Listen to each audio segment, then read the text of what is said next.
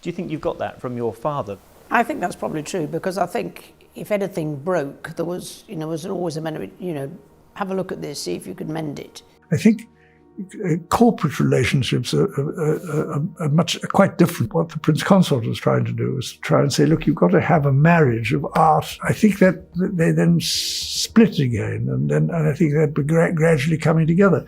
For years, people believed Prince Philip and Queen Elizabeth had a perfect bond. They stood by each other through everything. But near the end of his life, Prince Philip made a choice no one saw coming. He moved away from the Queen. Many wondered why. Was it personal, or was something else going on? Now, Princess Anne has finally revealed why Prince Philip didn't live with the Queen, and what she said has left people across the country completely stunned. The first meeting. The love story of Queen Elizabeth and Prince Philip started with a small meeting that didn't seem important at the time. It was 1934, and 8-year-old Princess Elizabeth met young Prince Philip at a royal wedding. Philip, a young prince from Greece, had already been through a lot.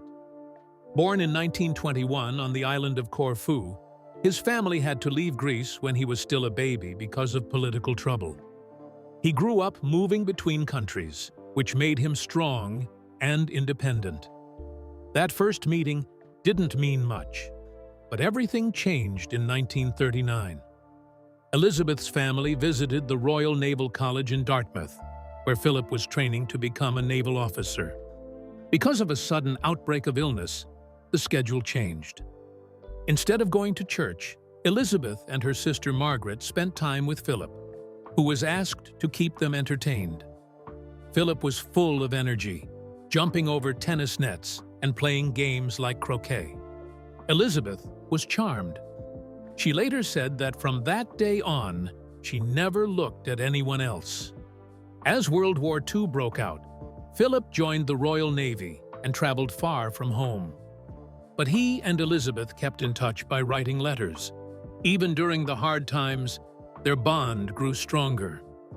Elizabeth even kept a photo of Philip in her room, showing how deeply she cared for him.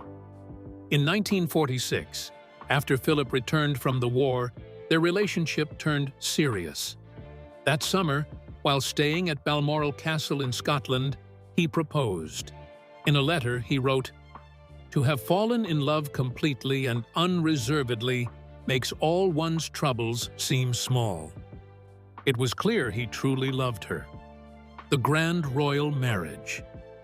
In the summer of 1946, Prince Philip asked King George for permission to marry Princess Elizabeth.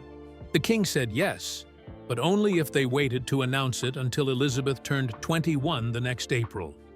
Philip agreed and started making big changes in his life. By March 1947, he gave up his Greek and Danish royal titles and became a British citizen. He also took on a new last name, Mountbatten, from his mother's side of the family. Their engagement was shared with the public on 9th July 1947, and it stirred up quite a bit of talk. Some people were unsure about Philip. He didn't have much money. He was born outside the UK, and his sisters had married German nobles, some with connections to the Nazis. Even some of the king's advisors weren't convinced he was the right match. One royal governess, Marion Crawford, wrote that people thought Philip was a prince with no kingdom and no real future. Elizabeth's mother was also said to be unsure at first and even joked by calling him the Hun. But in time, she changed her view and later described him as an English gentleman. Despite the doubts, the wedding went ahead. It was a big event. Philip and Elizabeth were married at Westminster Abbey in a grand ceremony that was broadcast on BBC Radio to around 200 million people around the world. Because of the recent war, Philip's German relatives, including his sisters, weren't invited. After the wedding, they moved into Clarence House. Royal life turned upside down. At first, life for Elizabeth and Philip after marriage felt somewhat normal, at least by royal standards. Philip stayed in the Navy and worked hard, rising through the ranks. Elizabeth, still a young woman, focused on being a wife and mother. Their son Charles was born in 1948, followed by their daughter Anne in 1950. For a while, they even lived in Malta, where Philip was posted. Elizabeth joined him there, and they enjoyed a brief taste of freedom, living like an ordinary couple, though their children stayed back in England. But that peaceful time didn't last long. In 1952, Elizabeth's father, King George, died suddenly. Elizabeth was just 25, and everything changed overnight. She became Queen Elizabeth II. Philip, only 30, now found himself in a very different role, no longer a naval officer, but a royal consort. That meant he had to step back and support his wife as the ruler. For a proud and active man like Philip, used to leading ships and making decisions, this change was hard to accept. In the 1950s, men were expected to be the head of the household, so walking a few steps behind his wife in public was more than just tradition. It was a difficult adjustment. Moving from Clarence House to Buckingham Palace marked a fresh start, but also brought new challenges.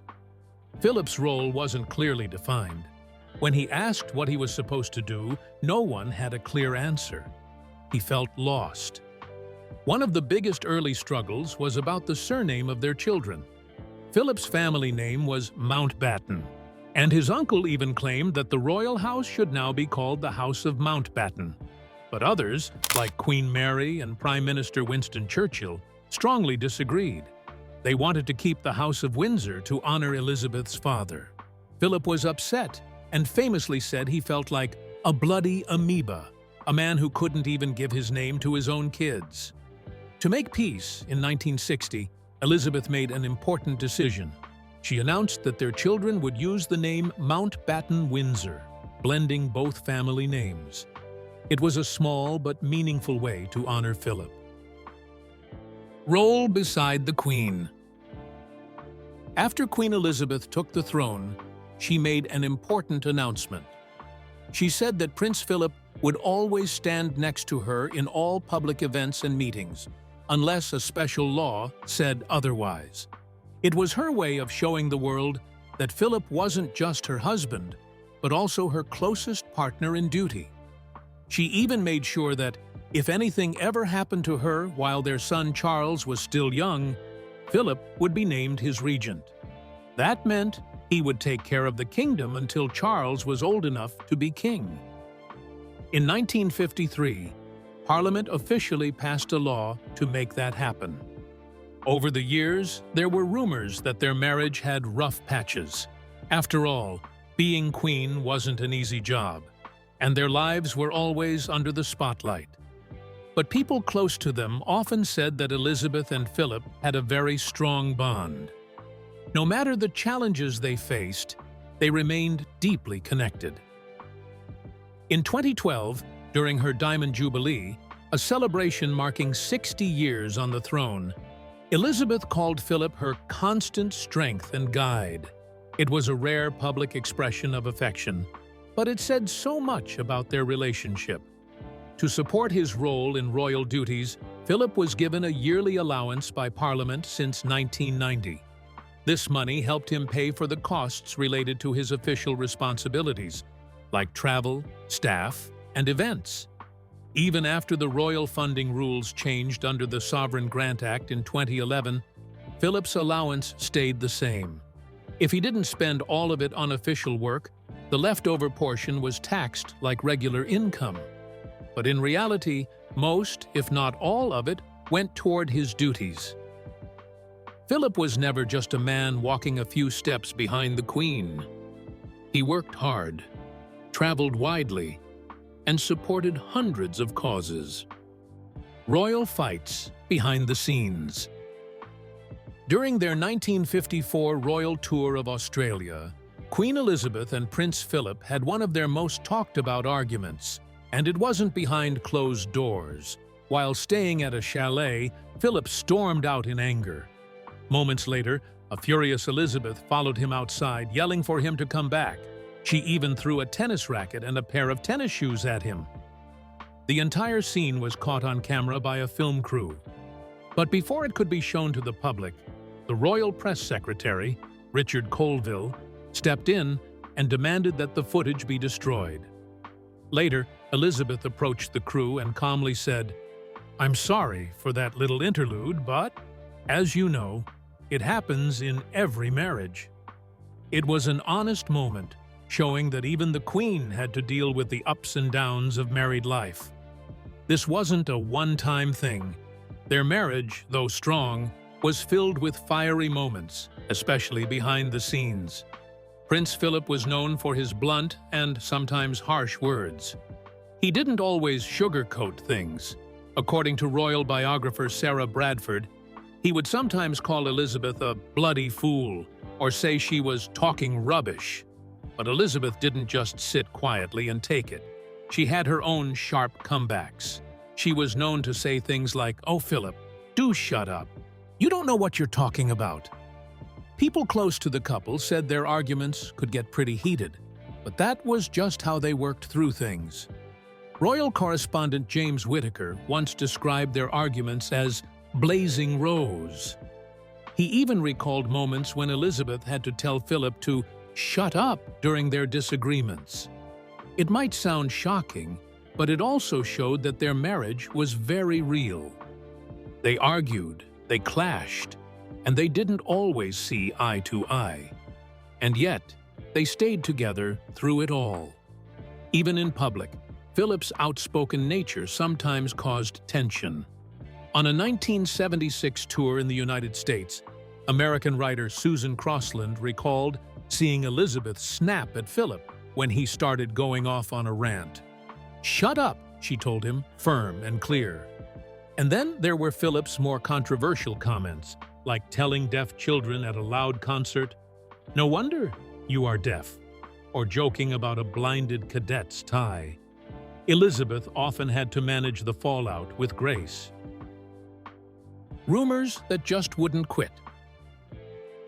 All right, let's take a fun but honest look at one of the most talked about royal mysteries, Prince Philip and the women people thought he had affairs with. The rumors were everywhere, but how much of it was real? Let's break it down. First up, Pat Kirkwood. She was a famous British actress and dancer in the 1930s and 40s, known for her beauty and talent, especially her legs, which one critic even called the eighth wonder of the world. In 1948, Philip reportedly visited her backstage in London while Elizabeth was 8 months pregnant with Prince Charles. That alone caused a stir. The two were seen together several times, 7 times to be exact, and one story claims they danced until dawn. The press ate it up, dubbing them the Prince and the Showgirl. But Pat always denied that anything romantic had happened.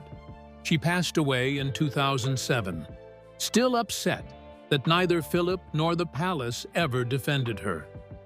Her friend Michael Thornton held on to letters she said showed their relationship was only friendly.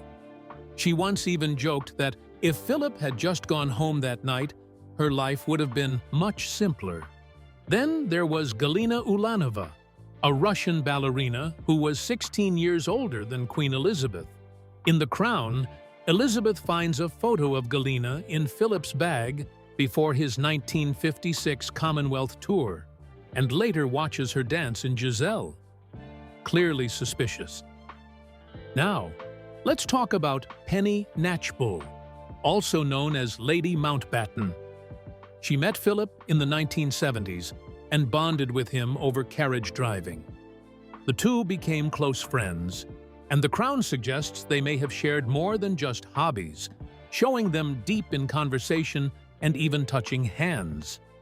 Penny was one of the few people invited to Philip's funeral in 2021, showing just how close they were. But not everyone bought the affair angle. The Queen's former press secretary, Dickie Arbiter, called the TV version cruel rubbish, especially since it aired after Elizabeth had died. He said Philip might have looked, but never touched, and Penny herself has never suggested anything romantic happened.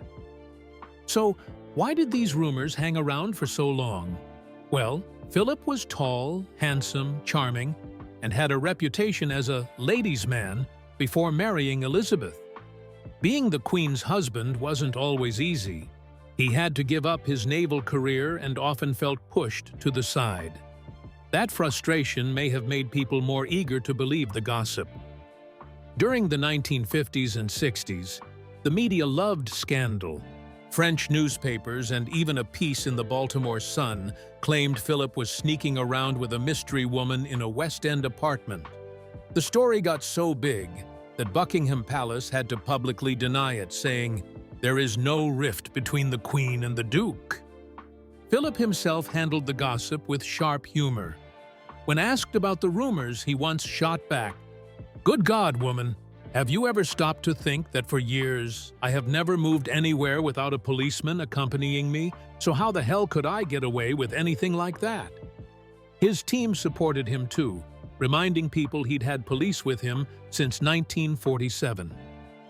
Royal expert Ingrid Seward said he got nervous around women in public later in life, likely because he knew the press was always watching. Quiet life, lasting love. In May 2017, at the age of 96, Prince Philip made a big announcement. He was retiring from public life. After more than 70 years of royal service, the Duke of Edinburgh was ready to step away from the spotlight. His last official appearance was when he met with the Royal Marines. After that, he left behind the hustle and bustle of Buckingham Palace and settled into a quieter life at Wood Farm, a small and peaceful cottage on the Sandringham estate. Meanwhile, Queen Elizabeth stayed in London, continuing her royal duties. The news that the royal couple would be living apart after so many decades together shocked the public. People couldn't help but wonder, had their relationship changed? Was something wrong between them? Rumors started swirling, and many guessed at secret problems. But according to their children, Princess Anne, King Charles, and Prince Andrew, the real reason was simple, honest, and deeply human. Princess Anne, who many believe was the most like her father in personality, explained it best. She and Philip shared a direct, no-nonsense approach to life, along with a sharp wit and strong work ethic. She said that after so many years of public service, her father just wanted peace. He wanted to enjoy his final years on his own terms. Wood Farm gave him exactly that: privacy, nature, and a slower pace. The cottage had a special history, too. It was once the home of Prince John, the youngest son of King George V, who lived there due to his health problems. For Philip, it became a quiet retreat where he could relax and do the things he loved. He had actually spoken about wanting to enjoy himself as far back as 2011, when he was 90. The Queen understood this deeply. She knew how much he had sacrificed over the years, giving up his naval career and standing quietly behind her through decades of royal events. So, she supported his decision completely. At Wood Farm, Philip settled into a peaceful routine. He spent hours carriage driving, a hobby he took up after giving up polo due to arthritis. He also enjoyed painting watercolors, reading history books, and having meaningful conversations with close friends and visitors. Though he liked being alone, he wasn't completely cut off. Family and friends visited often, and he stayed in regular contact with the Queen. They spoke on the phone every day, keeping each other up to date with their lives. Of course, his final years weren't without their struggles. In 2019, he was involved in a car accident near Sandringham when his Land Rover flipped over. Thankfully, he wasn't seriously hurt, but after that, he gave up his driver's license. He also faced the sadness of losing many close friends and staff members, including his valet of 40 years. Age also brought on short-term memory issues, which added to the quiet sorrow of his final chapter. Still, he remained strong in spirit. He even made public appearances when it really mattered, such as the weddings of Prince Harry and Princess Eugenie in 2018. His love for Elizabeth never faded, even though they were physically apart. Their unusual living arrangement showed the depth of their bond. Two people who understood and respected each other's needs after a lifetime together. The final chapter. When the COVID-19 pandemic swept across the globe in 2020, even royalty wasn't immune to its impact. As the world shut down, Queen Elizabeth II and Prince Philip made the rare decision to isolate themselves together at Windsor Castle. This private, protective setup was nicknamed HMS Bubble by palace staff, a nod to Philip's lifelong connection to the Royal Navy and the tight-knit team who shielded the couple during lockdown. For the first time in years, the Queen and her husband were spending everyday life together again. Away from the public gaze, royal duties, and the constant buzz of London. During their time in isolation, they stayed connected with their family using video calls on Zoom. Like so many around the world, the royal couple had to adapt to a new way of communicating. Despite being well into their 90s, both Philip and Elizabeth showed resilience and adaptability, traits that had defined their reign and their relationship. For Philip, this quiet chapter was a peaceful return to simpler routines, filled with reading, reflection, and enjoying quiet moments with his wife. Prince Philip's final public appearance took place in July 2020, when he handed over one of his cherished military roles. In a small ceremony at Windsor Castle, he passed his Colonel-in-Chief title of the Rifles to Camilla, Duchess of Cornwall. At 99, he stood tall, dressed in a crisp blazer, and smiled warmly, a reminder of his proud service and dedication to the armed forces. In January 2021, both he and the Queen received their COVID-19 vaccinations, showing support for the national effort and setting an example for the British public. However, behind the calm and composed public image, Philip's health was quietly deteriorating. In February, he was admitted to King Edward's Hospital in London for treatment of an infection. His condition worsened, and he underwent a heart procedure at St. Bartholomew's Hospital for a pre-existing condition. After a month-long stay, he was discharged in March and returned to Windsor, physically weakened, but mentally sharp. Even as his 100th birthday approached, Philip had little interest in grand celebrations. Friends and family later shared that he dreaded the attention. Never one to seek the spotlight, he preferred a quiet life, something he had finally achieved in his final years. To him, fuss and formalities were always secondary to duty, dignity, and a well-lived life. On the 9th of April, 2021, Prince Philip passed away peacefully at Windsor Castle. He was just 2 months shy of turning 100. The Queen, his partner of more than 73 years, was at his side. Buckingham Palace issued a short and respectful statement, describing his death as peaceful. The Queen, speaking privately to close aides, admitted that his absence left a huge void in her life. The words revealed the deep personal loss behind the public sorrow. Philip's funeral was held at St. George's Chapel in Windsor. Due to COVID-19 restrictions, only 30 guests were allowed, making it a small but deeply personal ceremony.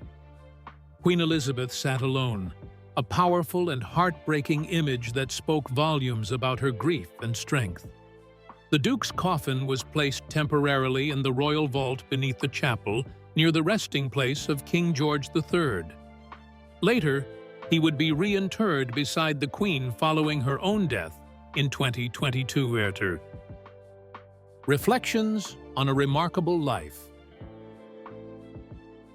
Princess Anne once said that her father, Prince Philip, was her teacher, supporter, and critic.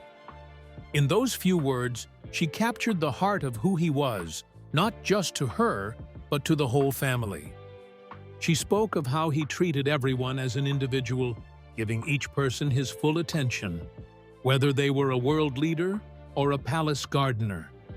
Anne also praised how much her father supported Queen Elizabeth, standing beside her through every moment of her long reign.